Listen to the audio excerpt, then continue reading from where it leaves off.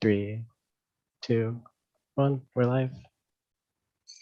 Hello, everyone, and welcome to the Sacramento Sunrise 2022 Day 1 Candidate Forum.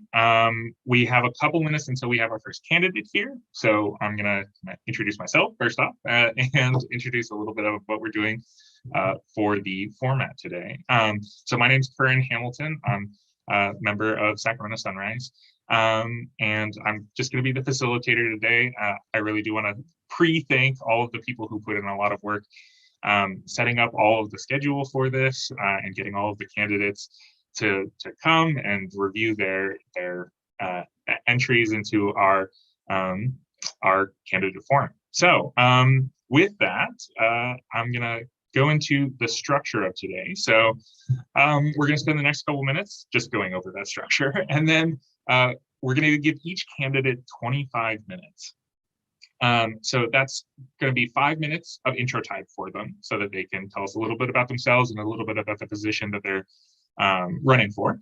And then we have 20 minutes of Q&A, and we have a bunch of curated questions that we've gotten from all of our Sunrise members, and people have had the opportunity to vote on the ones that they're most interested in. And so we'll get through as many of those for each candidate as we can. And then we're going to take a little 5-minute break at about 2:35 to just have a little bit of stretch and also make sure that we have the opportunity to get the candidate in on time and end on time. So first candidate is Caity Maple, who is running for Sacramento City Council District 5. And then at 2:40, we have another 25-minute section for Rafa Garcia, who is running for State Senate District 6. And so that is, again, 5 minutes of intro, 20 minutes of Q&A. We're going to have another 5-minute break at 3:05. And then our final candidate, Alana Mathews, who is running for Sacramento County District Attorney's Office. She'll be starting at 3:10, get that 25 minutes. And then we're going to end the stream and have a little bit of discussion with the members who are here today. So I think that's pretty much all I have for the introduction. Oh, I will say, just to give a little bit more introduction of Sunrise itself. So Sunrise is a national movement, but here in Sacramento, we've been going strong for a couple years, largely to the dedicated members, some of whom are here today to watch this live stream. And just give me a moment and I will pull up the kind of mission statement for Sunrise.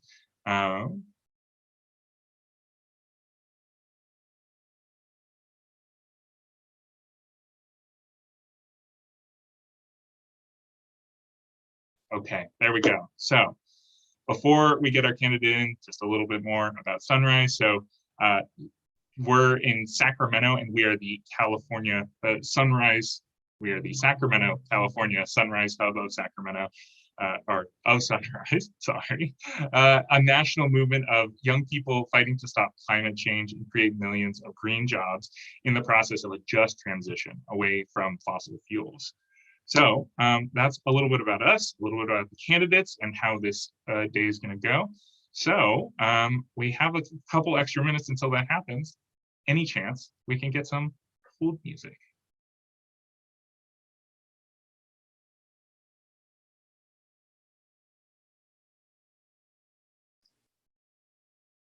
Do we want to just transition into letting Caity in? Certainly, we could give her a couple extra minutes.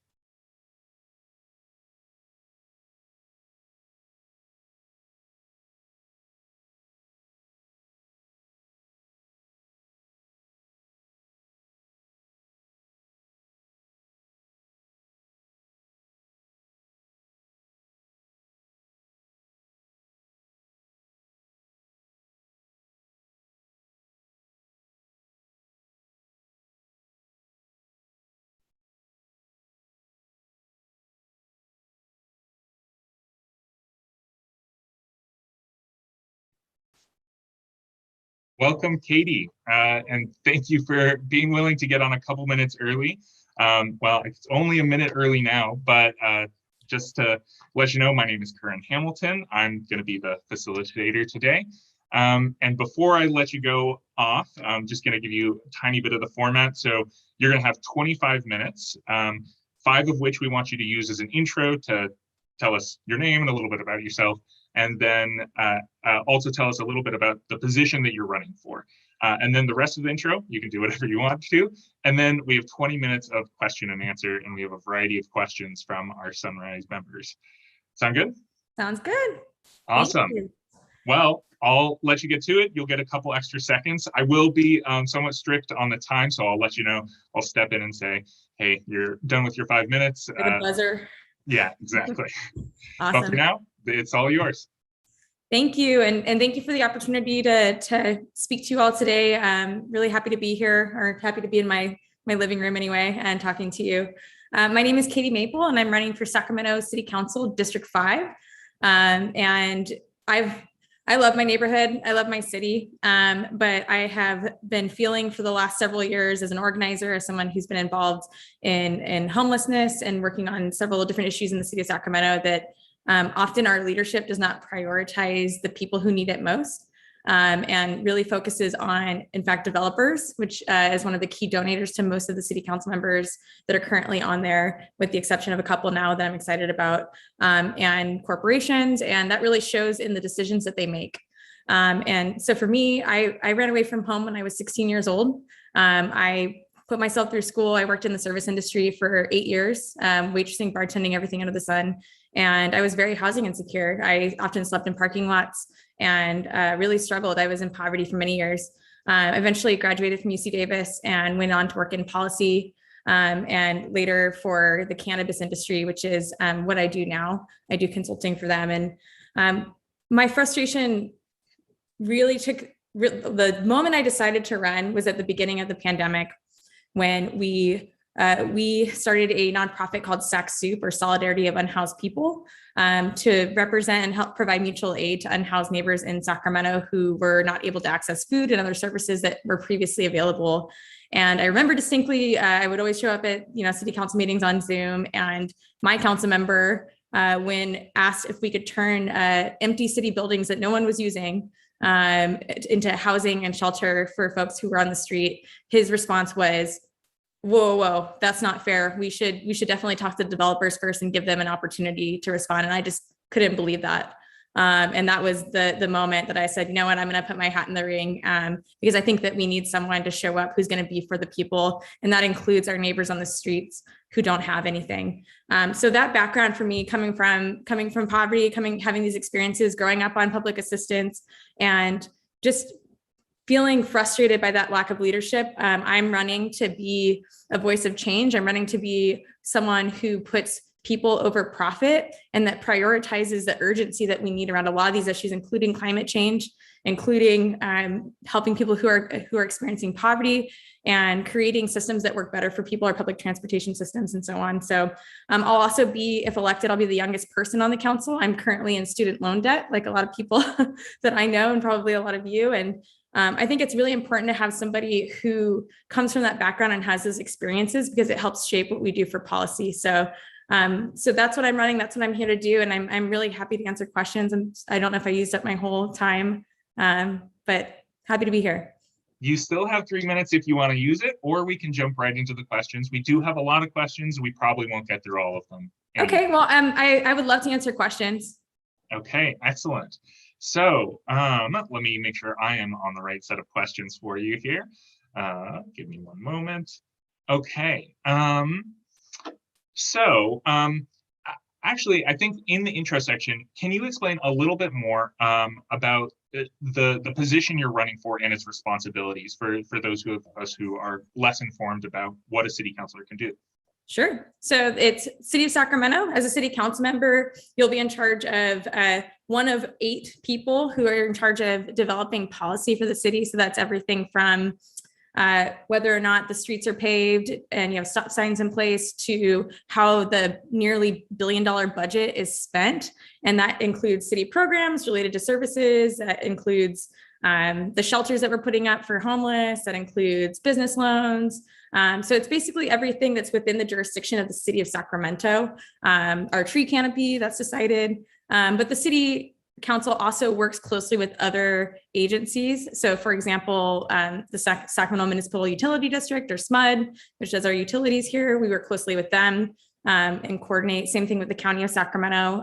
They are more in charge of health and human services. The city does do some of that, but that's not their primary responsibility. So I would be representing my district, District 5. I live in Oak Park, but the district also covers Hollywood Park. It covers parts of the South area, Fremgen Park, Golf Course Terrace Estates, and some parts of the South area. So I would be representing the people in that district on the council for any issues that they may have related to city services.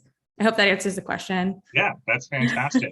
And what is about the size in terms of population of that district? So that's with redistricting just completed in December, and the new district has close to 65,000 people. Okay, excellent. Okay, so to the first of our more specific questions for you, what's your vision for a municipal level Green New Deal, which is a big thing here in Sunrise, right? What role do you think your office can play in achieving that? Yeah, that's a good question. So one, I'll say, I always tell everyone that I interview with that I'm not an expert. And so I always look to people as well. So that's a big part of why I put on my questionnaire as well, that I look to have advisors on these issues with me at all times and any policy decision related, because I may not know everything, not coming from a background working in this. But my vision is we have thousands of jobs in the city of Sacramento, and really doing an analysis to figure out, are any of those jobs that we currently have connected to fossil fuels? Are they connected to things that are not good for the environment? And how can we transfer those over? I think of like our bus fleets, for example. I think of some of like how many of our city offices and departments are using vehicles. Are those electric? So just focusing on the things that are right in front of us.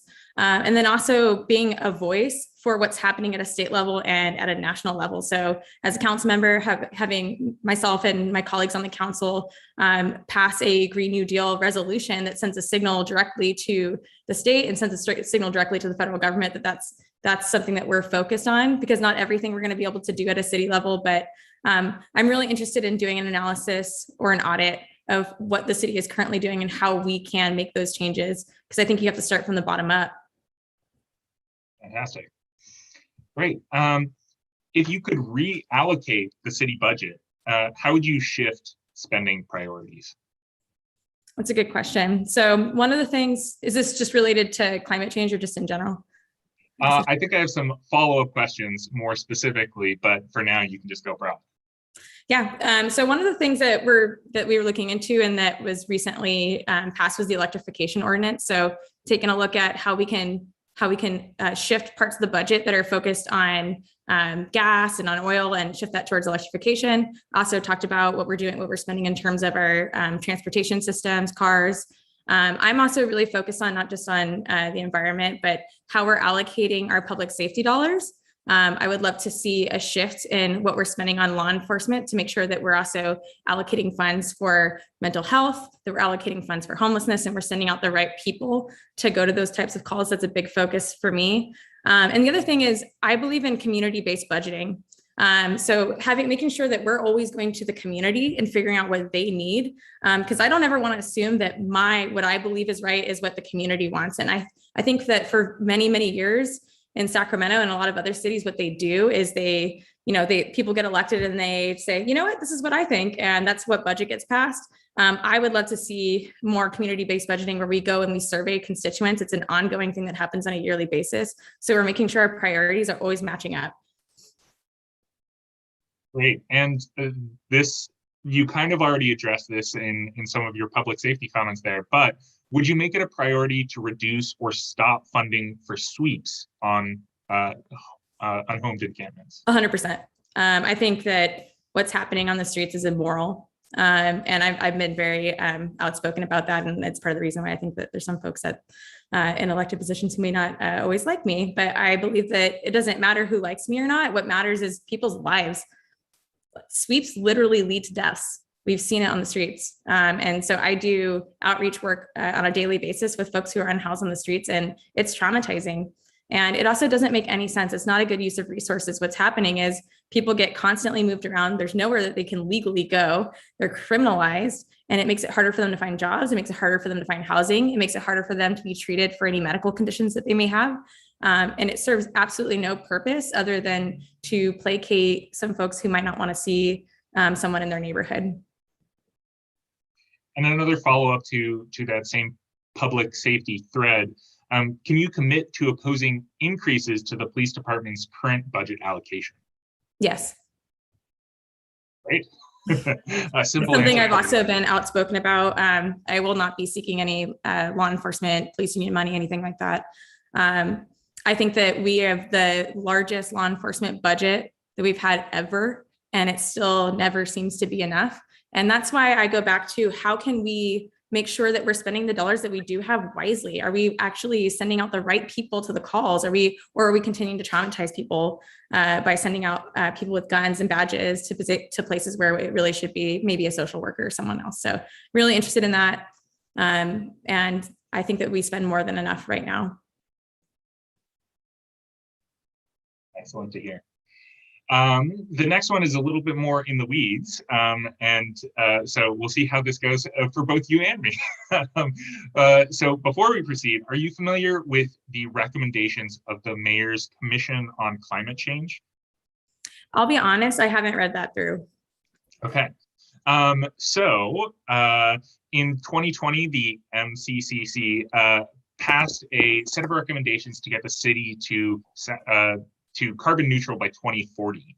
And it's now on the city council to pass specific ordinances to instruct staff to work towards achieving those reductions.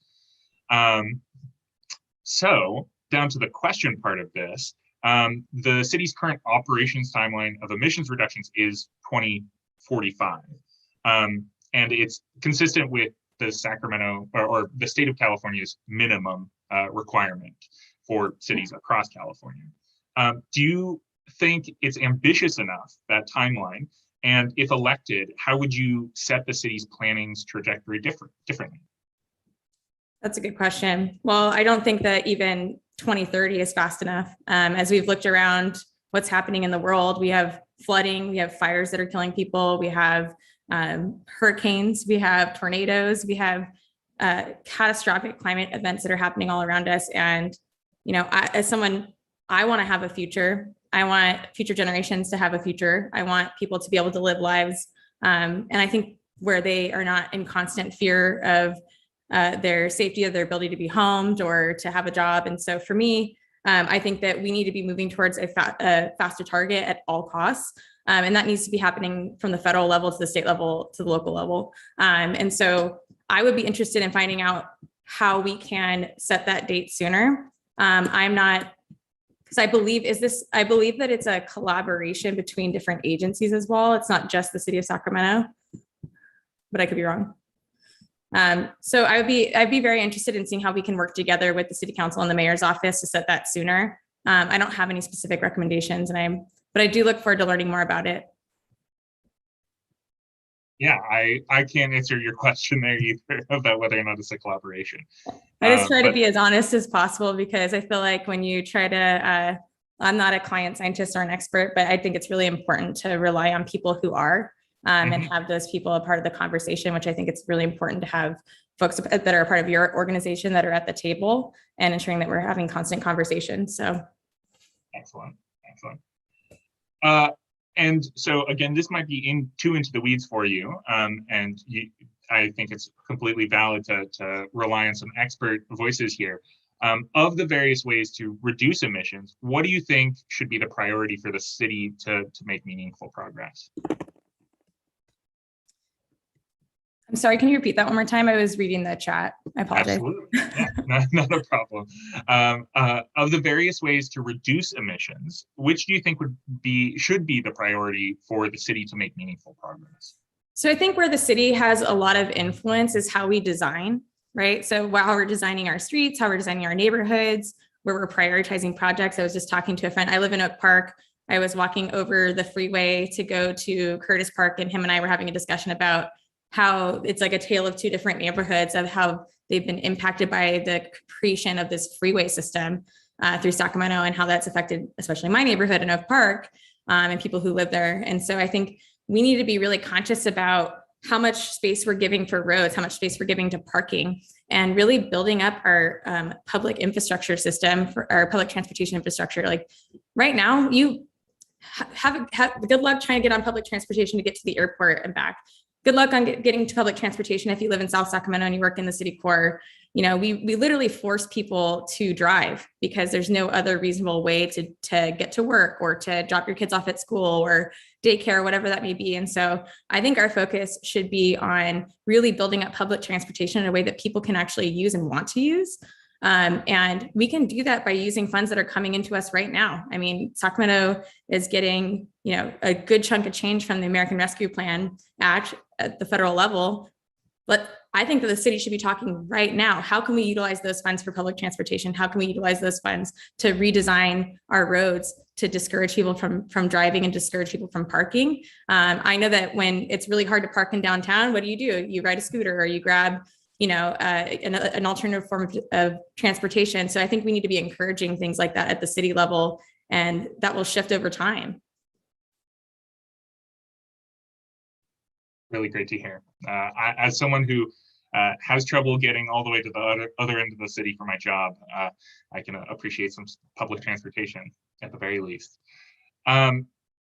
If you've already talked a little bit about this and how it's one of your main focuses, but if you could accomplish one thing, what would you do to protect our most vulnerable communities? Unsheltered, undocumented folks, disabled folks, immunocompromised, which is really important in this era of COVID, from the severe impacts of climate change, power outages, and other disasters.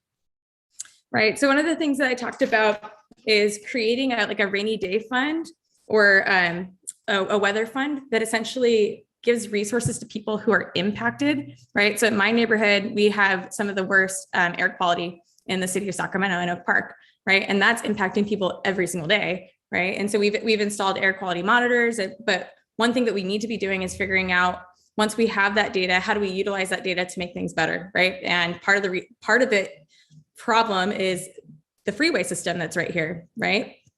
And so I think I'm really interested in looking at ways that we can reduce those impacts, that we can build up walls that maybe one day that it won't exist anymore. I'm very interested in looking at that in the future. I don't think that there's a reality where we need to have large freeways that are running through our cities. There might be ways for us to build over them and to produce more barriers. So I think we just need to be focusing on the things that are impacting those residents the most. I think about also unhoused folks, right? Like they are constantly, when we had the fires that were raging through the city and the county were putting out statements saying, stay inside, wear a mask. Where do you stay inside if you're unhoused? How do you get access to a mask if we're not providing them? So I want to see more urgency at the city level to treat people who are on the streets like human beings and to provide resources when they're not available. Like, why couldn't we have opened up buildings and put people in them to hide from the smoke? Why can't we do things now to keep people off the streets so that they're not suffering from the impacts of the air quality and by climate change? And just kind of the last note, like right now, most of the shelters and services that are being provided to unhoused folks are underneath the freeways. And that's a place that we know are severely impacted by the air quality. So I think being really focused on people and what they need over what it might cost us is going to be a key for me. I hope that answers the question. I think it answers it adequately enough. Thank you so much. So tangentially related, you have mentioned how you have dealt with housing insecurity and that you live in Oak Park, which is one of the neighborhoods hit most by gentrification. And many neighborhoods in your district, District 5, are rapidly gentrifying, forcing longtime Black and brown residents out who have, like I said, lived there for a long time. How would you use your position to address this gentrification? Yeah, and that's the number one issue, by the way, as I knock on doors in my neighborhood, and understandably, there are people who've lived in this neighborhood for 30 plus years, for generations, that are now not able to afford to live there. And they're getting pushed out to places. Sacramento's housing crisis is out of control. And so I'm really focused on tenant protections. keeping people in their homes, allowing people to stay in. I'm also really focused on ways that we can use things like community land trusts to keep prices down. So actually having these nonprofit land trusts own the land, keep prices stable over time, and build affordable housing on them. And also I'm interested in opportunities for increasing home ownership. So, you know, in Sacramento, we see very low home ownership rates for certain groups of people, including Black folks in Oak Park. Like, why are we not creating programs for people to pay down payments on houses? Like, we're putting so much of our money towards rent to someone. Why not allow someone to have the opportunity to buy? So option to buy, right to buy, tenant protections to keep people in place. And then we just really need to be rapidly building affordable housing. I believe in publicly subsidized affordable housing. I believe that the city and the county should be in the business of building it. We need to do it soon, because the reason why we're in this mess is we don't have enough supply, and we certainly don't have enough supply of affordable housing projects. So I'm going to be really focused on protecting people, keeping them in their homes. Like, I'm not afraid to use my position to go and do a press conference to help someone stay in their home if they're getting evicted unjustly. And then making sure that we have the protections that we need to keep tenants in their place. So it's a huge, huge issue. That's really great to hear. I'm involved in the housing fight as well, and it's good to hear your support for all those things. There are many barriers that people face to engage in civic participation. You mentioned city or public budgeting. I'm perhaps using the term wrong there. But yeah, just having their voices heard in city council in general can be difficult due to a whole variety of issues. Do you support the People's Budget campaign for participatory budgeting? I do. Excellent. That was the word I was looking for, participatory. Yeah. Beyond just participatory budgeting, how would you work to make city council more accessible to all of your constituents, especially those experiencing structural barriers? Yeah, so this is something I think about a lot. In particular, during the pandemic, we moved city council meetings to Zoom. I think about how many people have been franchised and able to actually participate that weren't before. You know, many times when I've gone to city council meetings over the years, when I was working, 2+ jobs and trying to, like, keep a roof over my head. And I can even imagine people who have families who are trying to take care of their families. You have to go drive to City Hall, find a place to park, pay for parking, sit in a room for 2, 3, 4 hours just to speak for 2 minutes and not even have someone respond to you directly. That's not only demoralizing, it doesn't make any sense. And also it requires people to get in vehicles, right? Which is not good for the environment. And we have seen that Zoom and call-in features can be a really effective option for people. I can be making dinner over here and multitasking and then get on to speak my 2 minutes and then move on. So I would like to push to keep a Zoom option for folks moving forward into the future. I also think that we need to have city council meetings that are at times that make sense for people. So in the last, I think it was like 2 or 3 years ago, when they passed a measure, they changed it to make it from only evening time to having daytime ones now. I think that that's a challenge for a lot of people. So being conscious about how people can participate is important. I'm all about making it easier, because I think more public participation in the process it only makes us better, whether that's the budget, whether that's actually showing up to city council meetings. I also believe that the city should have more opportunities for like workshops and engagement where they're transparent about how they share information. One of the most frustrating things in the world is when you show up to City Hall and you're like, I'm having this huge issue, and they say thank you for your comments, and then they move on and you never get responded to. So at least from my office, I commit to responding to people directly, whether it's after the meeting and following up, because I think you need to not only be heard, you need to have a solution to your problem. So I hope that answers it. It does. For the most part. I have a follow-up question, but I do want to do a time check. We only have 2 minutes left. And then we have some spillover time where we're going to take a little bit of a break between the next candidate. So it's a little bit of a cushion, but this follow-up that I like to ask you, if you could finish it in those next 2 minutes. So you specifically mentioned the Zoom meeting, which definitely opens up the participation for people who cannot get there physically. And you might have already said this, but if you could expand a little bit on it, how would you deal with folks who are houseless or who lack internet access to, say, access that Zoom meeting? Yeah, so I am a proponent for allowing internet access across the whole city. That's just something that the mayor actually has brought up in the past and did a big press release around, and I don't think it's actually happened, and that was a few years ago. We need to have public access to broadband, period. But that doesn't really matter if you don't have a place to charge your phone, for example, or if you don't have a phone. And so I'm also really supportive of transportation for folks, right? And then if the ultimate goal is to get people off the streets and into places, whether it's our primary goal is housing, but if you're in a shelter, if you're in somewhere else, we need to have ability for people to access in those places as well. So having access to charging stations, having access to the internet as well. But at the end of the day, like right as it stands right now, it's almost impossible for you to access if you're living on the streets. So I would support transportation to City Hall as long as there are public meetings in place. Fantastic. Well, we have reached our time. Thank you so much for taking the time, Caity. It's been really wonderful to talk to you and hear all about yourself and how you feel about local government. Yeah, I appreciate the time, and I also appreciate you educating me as well. So I've got some reading on my list, and I appreciate all of your time. Thank you again so much. Okay, folks, so we're going to take a little bit of a 5-minute break. I myself am going to get some more water and make sure that the sun is not shining directly in my eyes. And our next candidate will be Rafa Garcia, starting at 2:40. So that's 5 more minutes.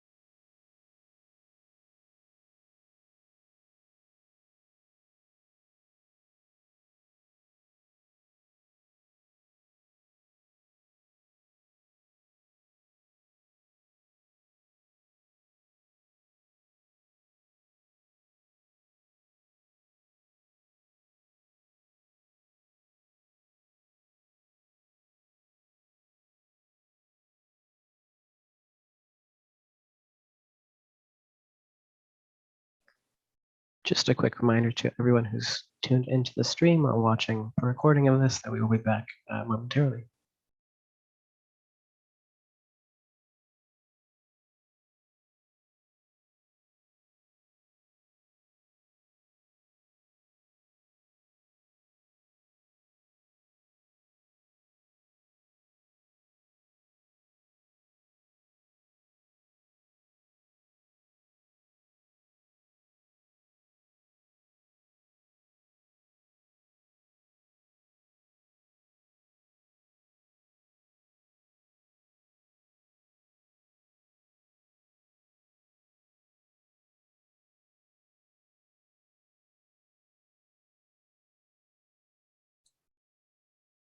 Hello, everyone. Hello, Rafa. My name's Curran. I'm the, I keep forgetting the word, concierge for today. I'll be asking you the questions.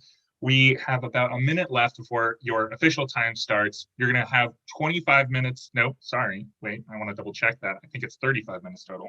No, it's 25 minutes total. I apologize. 25 minutes total, 5 minutes for an introduction where we'd like you, of course, to tell us a little bit about yourself, but also if you could talk a little bit about the position that you are running for and what that position, what the duties of that position are, what influence you have there. And then after that first 5 minutes, we have 20 minutes of questions for you, and I'll be the one asking this. Sound good? Excellent. Okay. Well, I think we can start a minute early so you have a little bit of extra time on your introduction. First off, thank you so much for being here, Rafa, and this is Rafa Garcia running for the State Senate. Once again, hello, everyone. Thank you for having me here. It's such an honor to be here to get a chance to speak with you. So my name is Rafa Garcia, and I am running for the California State Senate 8th District. So a little bit about me. I was born and raised, and I grew up in a town about 2.5 hours away from here named Hollister in California. Not to be confused with Hollister, the brand. It is a small town that is not on the beach, unfortunately, but we weren't too far from it. It's over by the Central Coast. Some of the larger areas nearby would be like Salinas, Santa Cruz, south of San Jose, just so you get a little bit of idea where I grew up. It was a rural area. There was a lot of agriculture that went on there, and my parents migrated from Mexico into the area, and that's how I ended up in Hollister. From Hollister, I moved on up to San Jose. I went to San Jose State and I studied therapeutic recreation with a minor in psychology. Afterwards, I began to practice as a recreational therapist, providing mental health services for people who were incarcerated. And I did that for several years. And in that time, I actually became a member of a union named AFSCME, the American Federation of State, County, Municipal Employees. So I became a member, and I also became a steward. And I wanted to touch base on that a little bit because as a union member, one of the things that I learned is about organizing. And as a union steward, I began to take a leadership role as organizing within the union. And that's one of my first experiences that I wanted to talk about regarding organizing. There was one moment where our managers wanted to implement rules that would have been detrimental to our safety. And so we started to voice our concerns. And it fell on deaf ears. And because it fell on deaf ears, myself along with other stewards, we actually came together and we started to organize a plan. And we started to do outreach. We started to talk to people. We started to get their feedback. And then that was our initial phase to our plan. And what we ended up doing there is we did, on a smaller scale, we did a little bit of petition gathering signatures, coming up with a statement, coming up with messaging. We did all of that. And ultimately, it led to demanding answers from our management, demanding that they not implement the new rules, and ensuring that our safety and our health and safety was at their eyes, so that they were not implementing rules that would be detrimental to us. And that was my first experience with organizing. And what came out of that was that when we did those things, when management saw that we came together and we came together with a strong message and we said, this is it, we're not going to stand for that. They listened. They listened to us. And because of that, I continue to be a steward. I continue to be an advocate for workers' rights, and I continue to be an advocate for workers' rights today. I'm a union representative at this time, and part of what I do is organize for labor rights and for workers' rights. And at the same time, those are the same types of skills and techniques that are needed to grow a movement such as the Sunrise movement, to grow the base of people so that we can get legislation passed at the legislature. one of the things that you did ask me to speak on is what kind of influence the legislator would have. And so the legislator would have the ability to pass rules, laws and rules that would be applicable to the entire state of California, which does include things that would affect climate. They also have the ability to invest in communities such as Sacramento or anywhere throughout the state in order to improve the infrastructure, such as in Sacramento, would be very important for the levee system to be very well maintained. It'd be very important to have access to roads that can get us out of Sacramento if there was a catastrophic event were to happen, like flooding.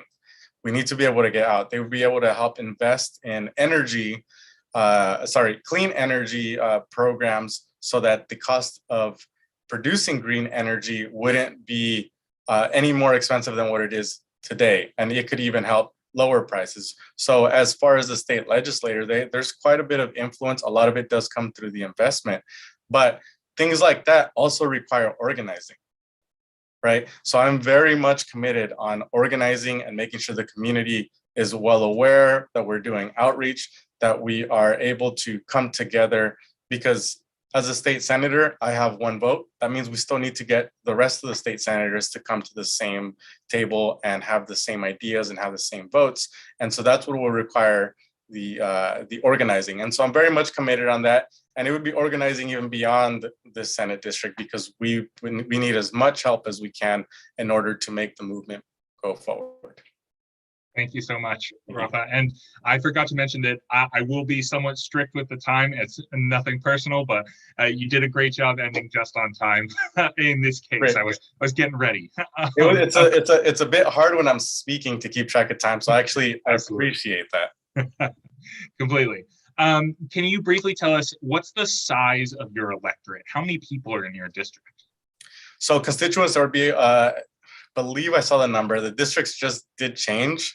I believe the number I saw was roughly around 900,000 people. Okay, thank you. So now we're really into the question and answer section. So you'll have 20 minutes for this. I'm not going to cut you off unless any answers take, like more than 3 minutes. I might start to get in there for you. So first off, I'm looking at the wrong set of questions, but I know what the first question is. So this is your first time running for office, is that correct? Yes. And so something we sometimes see with folks who run for especially higher level offices like state office or countrywide office is that they are using it as a opportunity to kind of generate press to potentially for their political career. Do you plan to win? And if so, what's your plan to win? Of course, my plan is to win. And actually, I'm glad you brought this up, because I just had a conversation with somebody who asked me, why didn't I take up a lower position so I can build a base and I can do all these other things? And, my answer is simple. One, it would be a disservice for me to do anything else other than to try to advance the agenda that I've been putting up front, which does include climate change. It includes labor rights. It includes single-payer healthcare. So those are the things that I want to work on. Those are the things that I know that the legislator could help with. And my agenda is that there's nothing else to it. But to go back to the plan to win, so my plan to win is to have boots on the ground. We're very much running a grassroots campaign. I understand that a lot of people have been focusing on the money that other candidates may have. And, that's great if they want to be focusing on that. But what I'm focusing on is I'm focusing on having the one-to-one contact, to have the contact with everyone that I can within the district, because that's where I'm going to be able to actually know what people are thinking, what people want, and how I can best put my best foot forward so I can bring that type of change to the communities. And so the things that I've already identified are things that the community does want. Absolutely. Thank you for that. And you're absolutely right that the follow-up question there, you've already somewhat addressed it in that, why run for higher office? And I want to challenge you just a tiny bit on your point there that it would be a disservice. We just interviewed someone for city council. Why is running for this position and what attracts you to this position that you couldn't do with something like a city council position? Well, with the city council, it has an impact of within the city as opposed to the legislator, which would have an impact across the state. So it's not that it's a disservice if that's what you want to work towards. It's a disservice if I go in trying to run for something like city council, knowing that in the first opportunity I have, I'm going to try to get up to the legislator. So I'm saying, you know, I know where I want to get to, so I'm going to get there. Good point. Thank you. So you've mentioned organizing a lot, which you're speaking to the choir here. That's what we do. Of course, larger fights are sometimes harder to win. So how will your campaign build power even if you don't win? So that's actually another thing that I have been already thinking of, because there is, you know, at the end of the day, the voters will decide who gets to advance beyond the primary. So my plan is definitely to stay committed to the things that I have been already working towards. I know within the Sunrise movement, I was able to take one of the trainings the other day. I forgot who the trainer was, but I did take one of the trainings that talked about coming together and being able to manage groups. So it is something that, even aside campaign related, I am committed to getting more involved with Sunrise movement and other groups as well, such as Central Labor Council, just being more involved so that we're able to continue to advance the agenda that I've been putting out there. Great. Can we ask who has endorsed your campaign? And you've mentioned labor a lot, which we definitely also align with, but specifically which labor groups have endorsed your campaign? So I don't have any labor groups that have endorsed at this point. I know a lot of the labor organizations have recently started to do the interviews. So it is something that I'm currently going through the interviews. But I don't have anybody listed right now. And a follow-up question on that, is that why you think you don't have any labor endorsements yet, is because they haven't finished their endorsement process? I couldn't give you an answer on why the ones that haven't yet endorsed. I couldn't give an answer for them, sorry. Okay, understandable.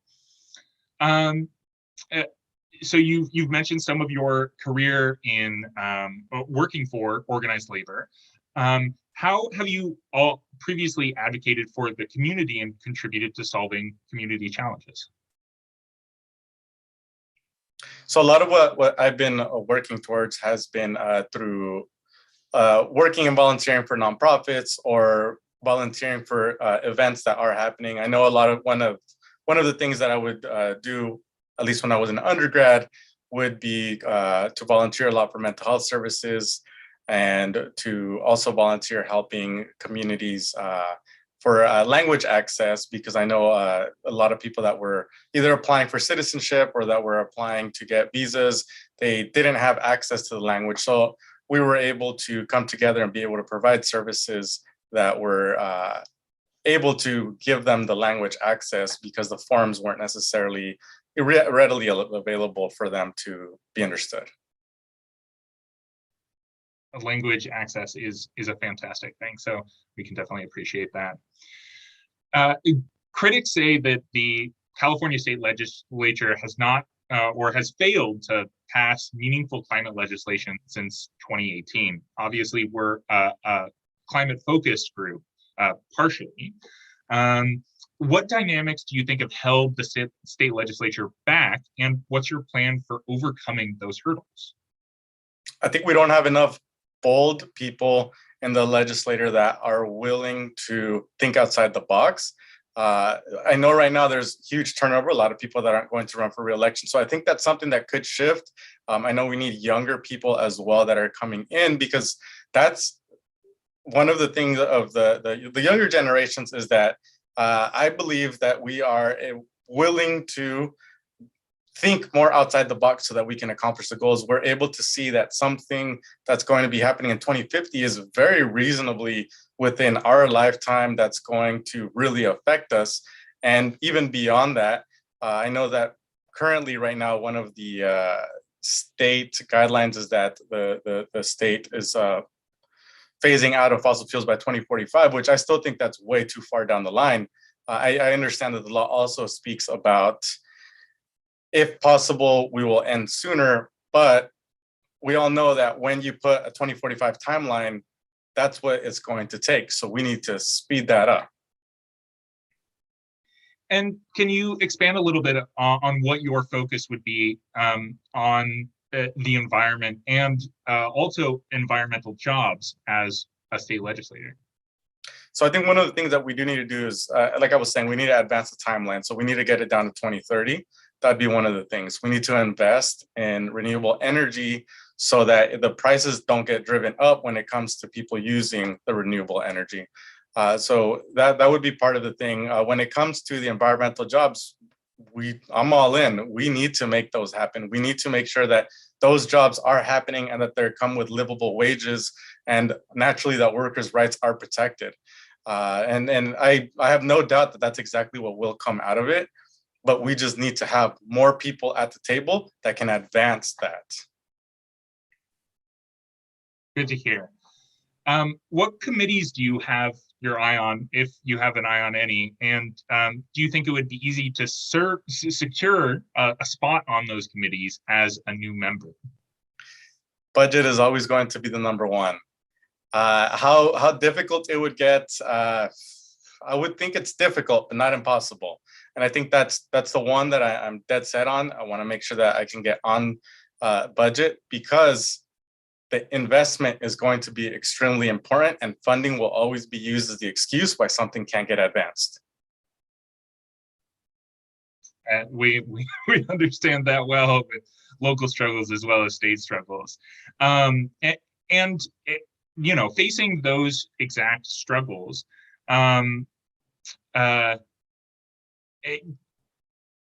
would, if you could only get one climate piece of legislation passed, what would you focus on? You're making that very difficult for me. Just one. I'd want to move up the date, 2030. Okay.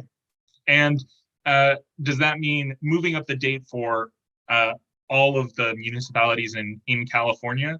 Is that how that works? Yes. So putting it where we're not being dependent on fossil fuels. So carbon free by 2030. Good to hear. So we're getting towards the end of the time. Just want to give you a heads up. We have 4 minutes left. We've gone through most of the voted for questions, but we still have a couple questions left. So okay. I'll give them to you. How would you be different from our outgoing Senator Pan? Well, I do understand that Senator Pan was focused a lot on the medical perspective, and that was his expertise, and that's where his background comes from, and that's great. I am one that comes from a background of organizing and mental health, and so the way that I would want to advance policies would be not just through the advocacy that I would be bringing at the table, but it would also be through continuous organizing throughout the communities as well. So I think that skill set that I have is very much applicable through different areas, because organizing is the one way where I believe we'll be able to advance the most. People in the communities, they have their opinions. They know that what Sunrise Movement is something that's very much what wants to happen. But the other part is we need to bring it all together so that we can advance it. Definitely.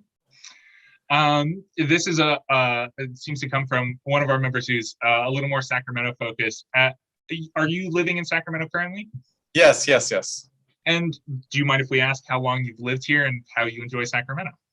So Sacramento, I've been going on 3 years. Elk Grove was where I was at previously, and so that was 4 years. So I've been in the district for going on 7 years. And what was the second part of that question? Do you enjoy it, I think? Oh, I love it. I actually, just so you know, my commitment to the community, I've also purchased a home here. I'm over by Southside Park area. So I have a home here. This is where I want to be. This is the place where I know that we can do some great things. I know that there's a lot of influence that comes out of Sacramento, and we need to make sure that the influence is the right influence for us. Good to hear. So I think this will probably be our final question for you. Many members of the legislatures, especially people who've been in there for a long time, receive almost all of their donations from PACs. Do you think that this has an outside influence, or can they be ignored in office? And just a follow-up question after you answer that, what are your funding sources so far, if you'll reveal them to us? So funding sources for mine has been family, friends. That's been the primary source. There has been a few donations that came from outside that circle, but naturally, I as far as funding for me, I want to make it clear that my priority is outreach. And so when it comes to the first part of your question, where most of the funding comes from PACs, well, I think it depends on which PACs are the ones that are doing the funding, right? If it's certain PACs that have an agenda and they're going to want to do some kind of quid pro quo, then yes, that's something that we definitely have to be on the lookout for. We want to be on the lookout for anybody that's getting money from fossil fuels, from oil, from any of those executives, because those are the types of things that, although the person that's receiving it might say, it's not going to affect me. There has been studies that show that when, and I'm going to actually relay this to a parallel part when it comes to doctors, right? There's been studies that show that doctors that have been spoken to by people that sell medications, that although they may not cognitively be thinking about it, there still is a slight bias that goes towards that. So we're going to put that into this parallel here. There will still be a bias, even if they're not actively acknowledging it. So we do need to keep an eye on that, because that still does cause a bias. So realistically, we want the PACs that are going to create the best meaningful change to be the ones to be on their list, right, of donations. And we want to make sure that that's something that we hold them accountable to, myself included. I want to be held accountable. Thank you so much for that. And really quick question, because we are out of time. We're into our kind of buffer period here. But do you plan to stand up to entrenched agricultural interests, which are a big thing in Sacramento, especially animal agriculture? Yes. Okay, fantastic. And I think this also might be a quick question for you. Will you not accept any donations from oil and gas interests? Of course, I actually, I realized that I hadn't yet completed the pledge, but I did that shortly before I came on here. So it's on my social media as well, Rafa for Senate, if you wanted to check that out. Well, thank you so much for both that answer and for being here. We really appreciate all of your time and your answers to all of our questions.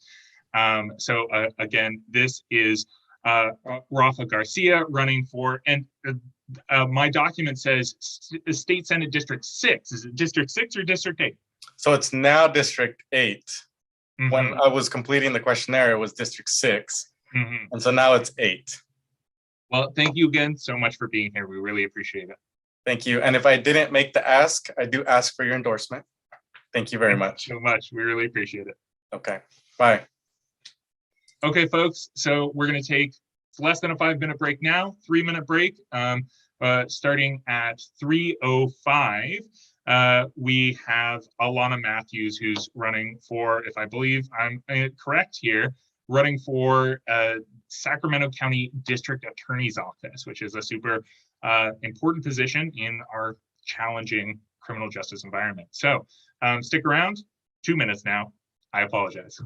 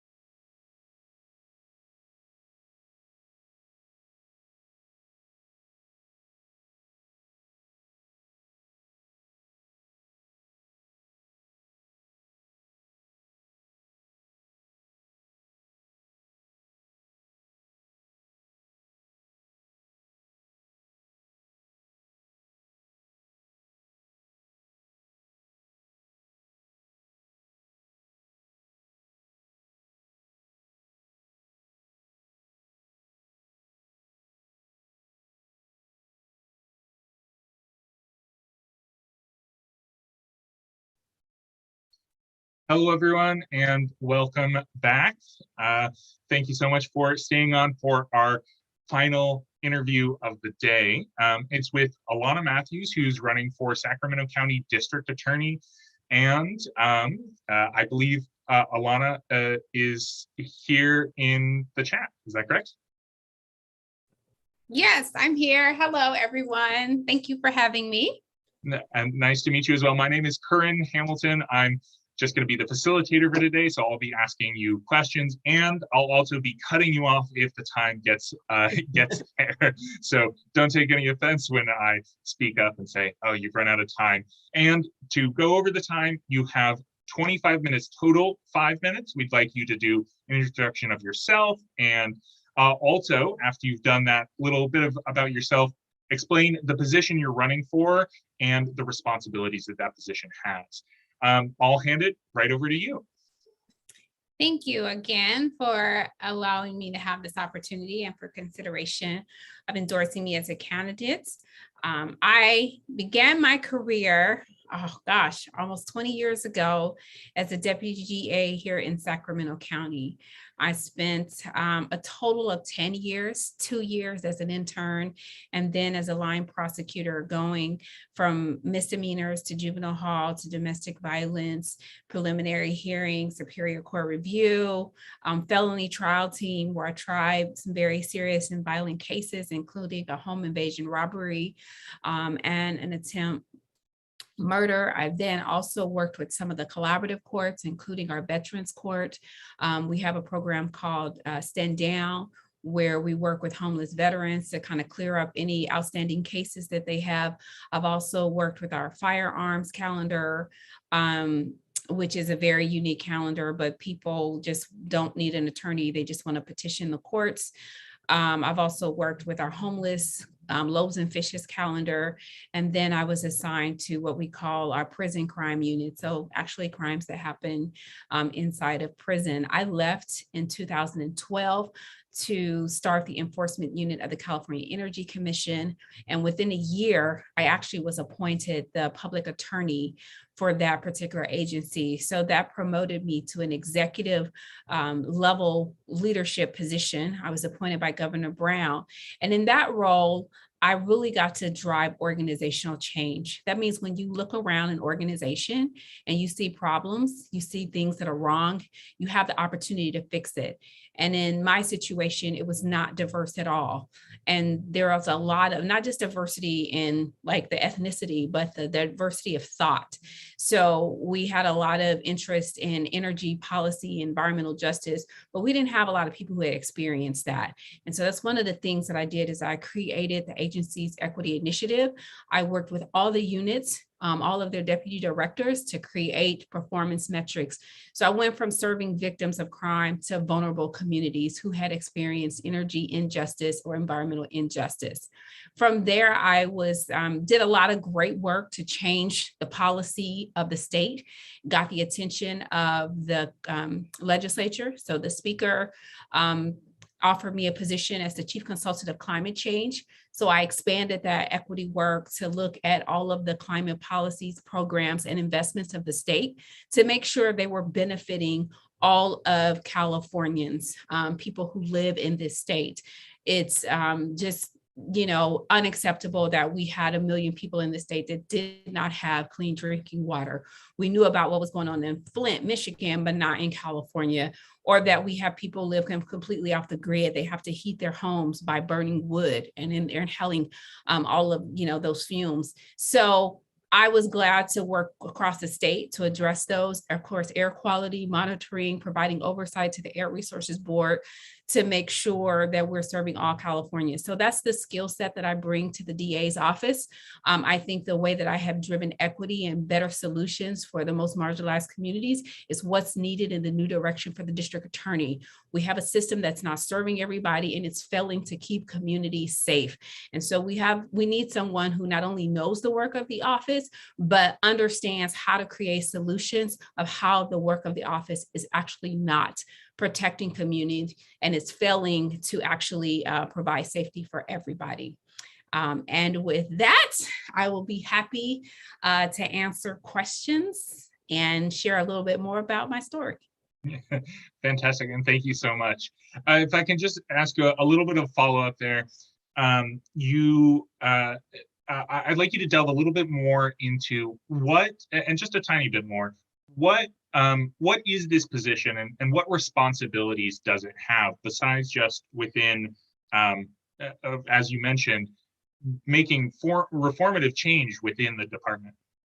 Yeah, so the district attorney is actually the top law enforcement official for the county, similar to how the attorney general for the state is sort of the top law enforcement official for the state. So in the county, any criminal law that is being prosecuted will come from the district attorney's office if it is a violation of state code. Now, of course, our penal code system.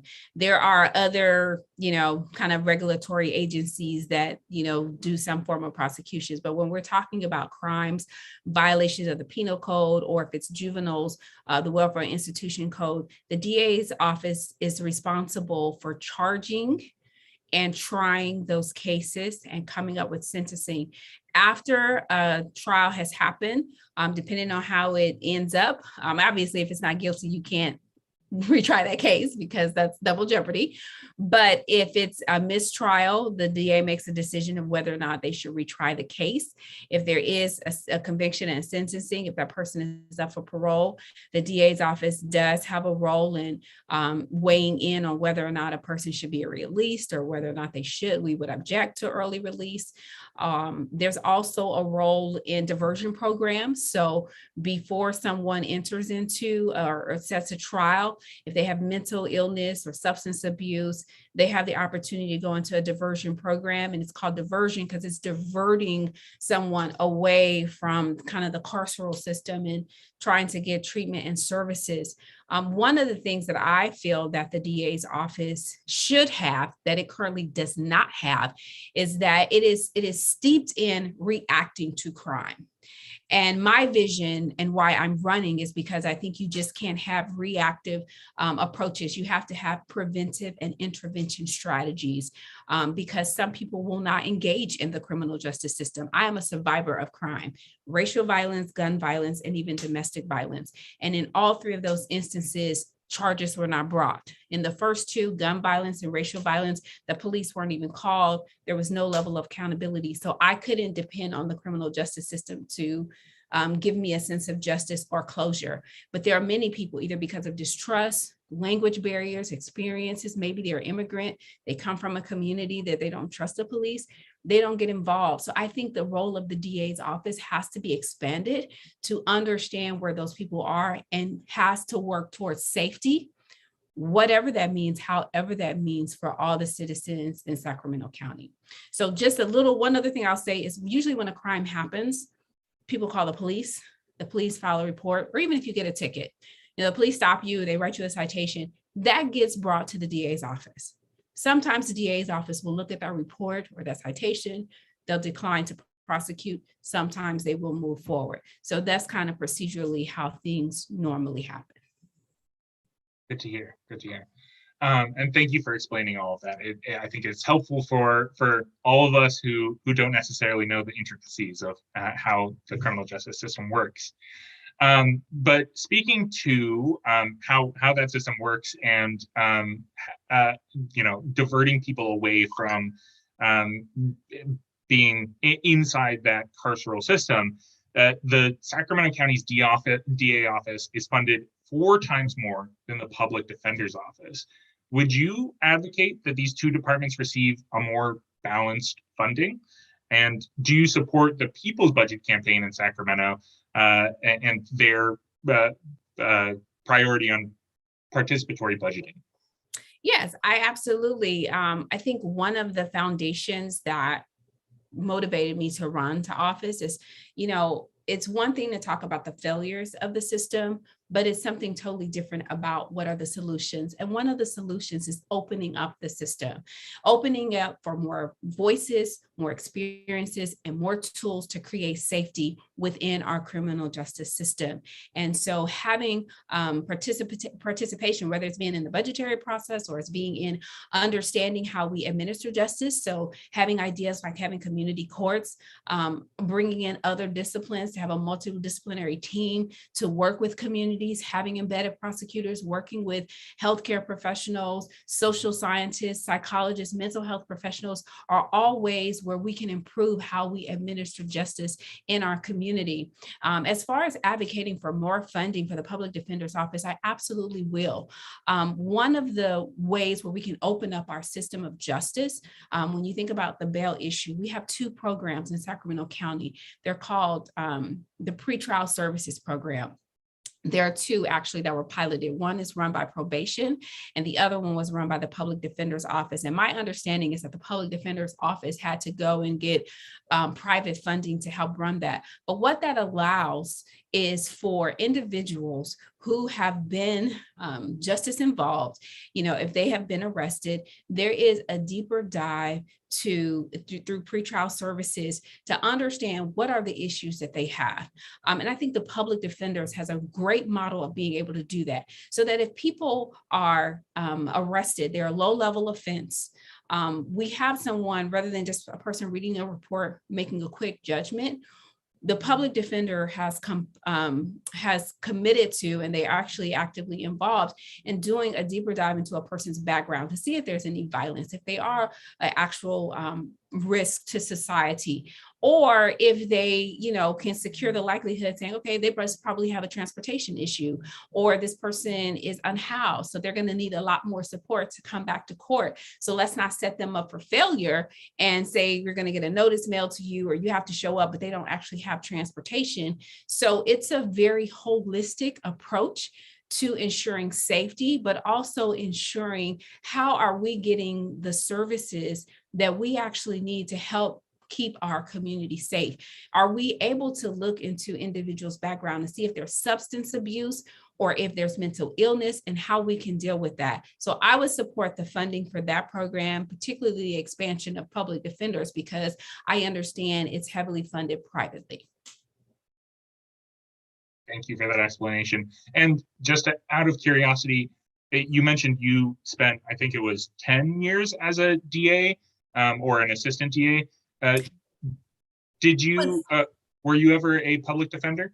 No, I was never a public defender.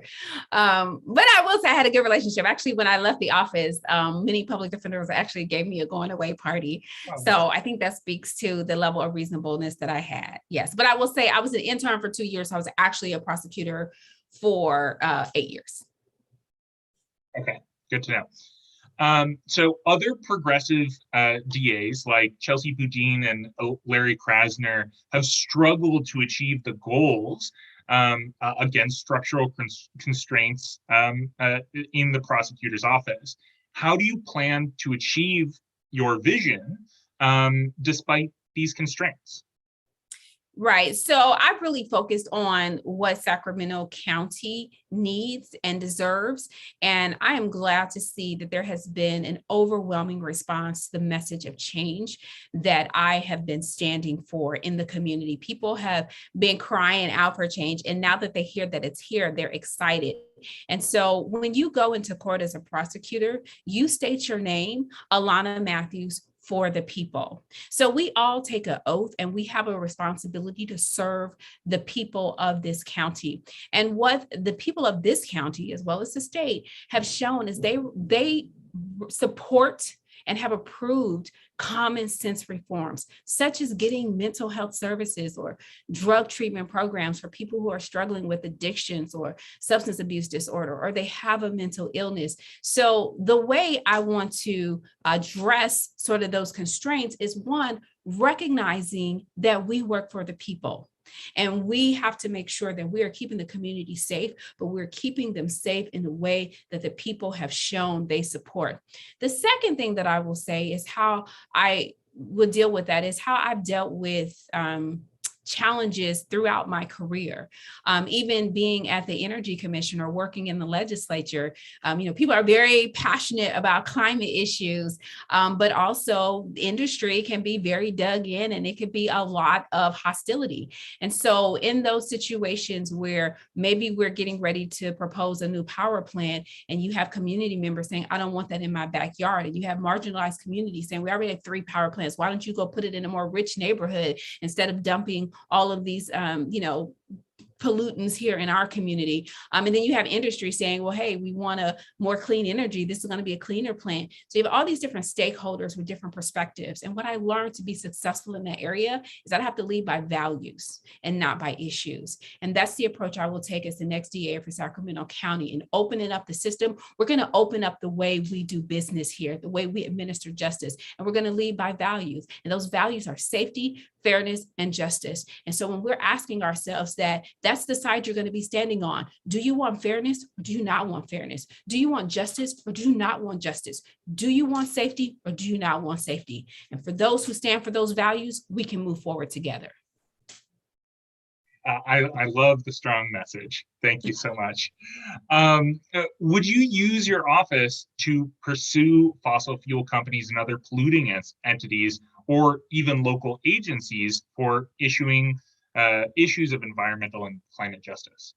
So the way that I would phrase that is that, because I guess the way that question sounds is like, am I going to target any specific individuals? What I will say is I do want to prioritize environmental harms, and that I will target anyone who is committing environmental harms to stop doing that. And not only to hold them accountable for any of the environmental harms that they're causing, but to be an advocate to ensure that we have mitigating measures to mitigate the harm that has been caused. And so if it comes in the form of a civil settlement, making sure the community that's been harmed by that violation and by that pollution, making sure that they receive the benefit, and it's not just, a settlement that goes who knows where. I want to also bring greater accountability to what do we do with those funds? What do we do with those measures when we are seeking those individuals? Because that's important in opening up our system of justice. We have to open it up and make it more transparent, but we also have to open it up to be accountable to community members. And so if you're causing harm, doesn't matter who you are, how much money you make, position you hold, or your corporation title, you have to be held accountable. That's what we like to hear. To switch gears a little bit, dozens of people were recently on hunger strike in Sacramento County jails to protest dangerous conditions and lack of COVID-19 safety, which is even more of an issue now with the Omicron variant. Would you use the DA's office to investigate conditions in the Sacramento County jails? Yes, if there's harm being caused in the community, again, it doesn't matter the agency or the position or the title. I think it's important that we make sure the harm is not happening in our communities. I am a member of the Sacramento NAACP, and so I've had several conversations with our president, Betty Williams, who has brought this to my attention. And that's certainly, the criminal justice system is not one-dimensional. And so I think that's what happens usually in politics. Like, we just throw this broad brush and it's like good or bad, right or wrong. It's layered, it's complex, it's nuanced. And so we have to, again, that goes back to the value of safety. And if we have safety as a value in our community, we have to have safety in all of our institutions. And so when we see that there are conditions that are not safe, it's not just about safety of the inmates, but it's safety about the people who work at the jail, the nurses, the staff, the psychologists. We have to make sure we have safe conditions. And that can't happen if we are allowing people who are violating laws or regulations to go unaccounted for. Thank you. You've mentioned the pretrial release or the diversion programs, but aside from pretrial release, do you support decreasing the Sacramento County jail population? Yes, what I support is solutions for safety. And so I'm a law professor. I love research and I love data-driven solutions. And so what we have seen is that the data shows us, and this is a study by Anna Harvey at NYU, is that when people first enter the system, for like low-level misdemeanors, some DAs are actually declining some of those low levels because just by introducing someone into the system, you're increasing the likelihood that they're going to continue to interact and be in the system. And so looking at the data to show what types of offenses should a person be incarcerated for. And in this county, the practice has been basically to lock everybody up. So actually, you don't need a lot of research to realize that that is not sustainable. We cannot incarcerate our way to safety. So if we're going to open up the system of justice, we have to open it up to more tools. And one of the tools is mental health crisis. I've actually talked to people who have been impacted by crime. They might, or justice involved, they may get rolled up on a parole violation, but they have a mental illness. So now they are being, maybe on something very minor. The one individual that I talked to, and they talked about how they were in jail and they weren't receiving their medication and their services. And so, or treatment. And so that put them in a more vulnerable state to have more of a psychotic episode, to become more violent, to just break down. And they lost their job. They had a new job that they were just starting. And so it now put them on this kind of like domino effect for all the stability that they have been working for: housing, employment, treatment, and services. And so that's kind of the guiding force and principle behind reducing our population, because we want to look at what's successful, what is, again, leading to that value of safety, justice, and fairness. And if incarcerating someone is not achieving that, I mean, certainly people who do violent and serious crimes, they need to be separated from society. But other individuals, we can achieve safety or fairness or even justice in other means. So we absolutely have to open the system up to achieve that. Thank you for that compassionate answer, because that is definitely a tragic story. The Sacramento County Sheriff Department has been documented coordinating releases directly with ICE, releases from the jail directly with ICE, despite Board of Supervisors designating Sacramento a sanctuary county. How would you advocate, I guess, for the end of this practice and use your position as as DA to do anything about this? Yeah, in the DA's office, I know in the past that has been a coordinated effort also. And this was many, many years ago when I was a prosecutor. We will not, in the DA's office, we will not have a formal relationship with ICE unless it is some, federal immediate danger, safety, harm that's being caused, and maybe there's an overlapping investigation. So with that policy, I definitely would not advocate. I mean, we are a sanctuary city. The DAs and the sheriff, we are elected. So there is the accountability that we have to the public that we serve. But I don't think we have to wait every 4 years for that to happen. So I would certainly be a vocal advocate. And one of the things I intend to do is have an immigration policy. And so, when people are involved in the justice system, we want to make sure that their level of accountability is proportional to the harm, and deportation can be a disproportionate impact. So I want to make sure that we have a very informed immigration policy, and we have attorneys who are very well versed in understanding of immigration consequences, so that that disproportionate impact and level of accountability is not something that is perpetuated by the Sacramento County DA's office. That is very good to hear. And a follow-up question on that may signal my ignorance of how the system works. How do you determine whether or not the claim from ICE and the federal government that this is a violent criminal is legitimate versus what information you have, I suppose?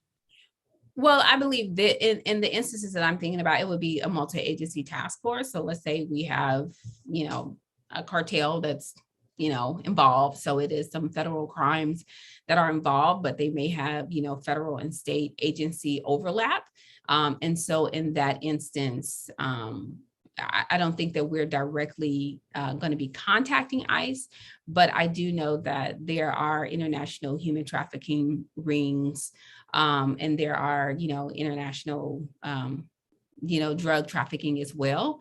And so to the extent that the Sacramento County DA's office is supporting those investigations, it may have a tenuous, or it may have a relationship where ICE can be a part of that. So it would all be clear in the investigation. It's not like I'm saying, oh, well, what do you know? Or what, this would be a multi-disciplinary, multi-agency effort. Thank you for explaining that to me. So I just want to do a time check. We have 5 minutes left. I have one more question that's been voted for, and we have a bunch of other questions after that that we may or may not get to. So the final question, you can take as much time as you want on it. Again, I'll get to the other ones if we have time. On your website, you describe cash bail as fundamentally unfair, and in response say that you will advocate for the expansion of pretrial services, which we've talked about a little bit already. You already mentioned the two different programs, the probation department's pretrial services program, which so far has primarily, it says here, funded armed officers, and the public defenders program, which is social worker and services based. Can you describe a little bit more about those programs and clarify, as you I think already did clarify, but just to reinforce it, which of those two programs you support, and whether those programs would involve law enforcement officers? So I have a lot more information about the public defenders pretrial services program. So I can only really speak to that, but I definitely will support that because I know it is social services based. I know that when an individual may have difficulties, I mean, one of the things why you have a bail hearing is that you want to have some assurances that the person will come back to court. And I think rather than just making a rash, uninformed decision, the pretrial services program of the public defender's office is one in which they can figure out what are sort of the non-detention alternatives that can secure a person coming back to court. They can also see what are the other supportive services that an individual might need. They can see if they have mental, illness, or they have a substance abuse problem. And so in the interim, if we don't want to hold anyone, if it's appropriate to release them, but with these additional conditions, they're in the best position to find that out. And for the individuals who have either been justice involved, or attorneys or nonprofit organizations such as Justice to Jobs who have been working with these individuals who are, facing they're impacted by the criminal justice system. They have really advocated and informed me that this program is working very well. So for those reasons, I would advocate. And I don't know that much about the probation department, but if they will have similar kind of social services, they will do the background and provide the alternatives and supportive services of what individuals need, I would support that because I support the effort. So if it's something that both agencies will do, and if it's one that only one agency is doing, that's what I'm supporting, because the decision is really about how are we keeping the community safe. That's good to hear. And I just want to drill down on an answer there that you had. So if the probation department's pretrial services definitely involve officers, would you not support that program? You mean police officers or probation officers? All I have in my notes here is armed officers. So, I'm not comfortable like making a distinction like between the two just because they have armed, because pretrial services is to determine what I believe should be the safety, the risk assessment or threat to safety. And so if there is an individual who really does pose a threat, maybe to themselves, maybe not to anyone, any other individual, I think that we need to know that. And so I don't know if I'm misunderstanding the nuances of it, because I'm not trying to evade the question, but I also know that the pretrial services may involve, evaluating someone who poses a serious risk. And so I am unclear about just, saying no or not one way or the other.